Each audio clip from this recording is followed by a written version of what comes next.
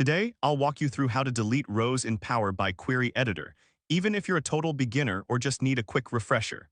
By the end of this guide, you'll know exactly how to remove unwanted data from your tables so you can streamline your reports and analyses. First, let's open Power by Desktop. This is your starting point for managing your data.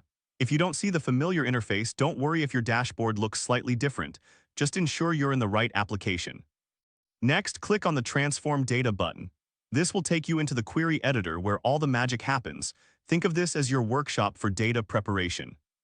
Once you're in the query editor, navigate to the table that contains the rows you want to delete. This is like selecting the specific area in your workshop where you'll be working on a project. Now look at the Home ribbon at the top of the screen. Here you'll find the Remove Rows option. Click on it to reveal a drop-down menu. This is where you can choose how you want to remove rows from your dataset. You have several options here. You can delete the top rows, bottom rows, alternate rows, duplicate rows, blank rows, or even rows with errors. This flexibility allows you to tailor your data precisely to your needs.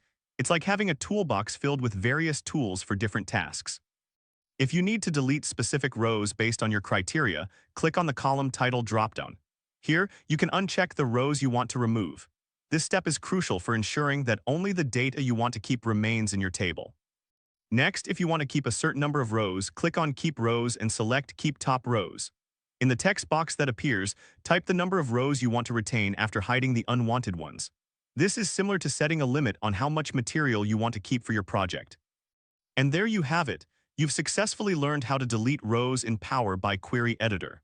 Remember, managing your data effectively can lead to clearer insights and more impactful reports. If this helped you out, please give the video a thumbs up. If you run into any issues, leave a comment below. Subscribe for more actionable guides. Thanks for watching.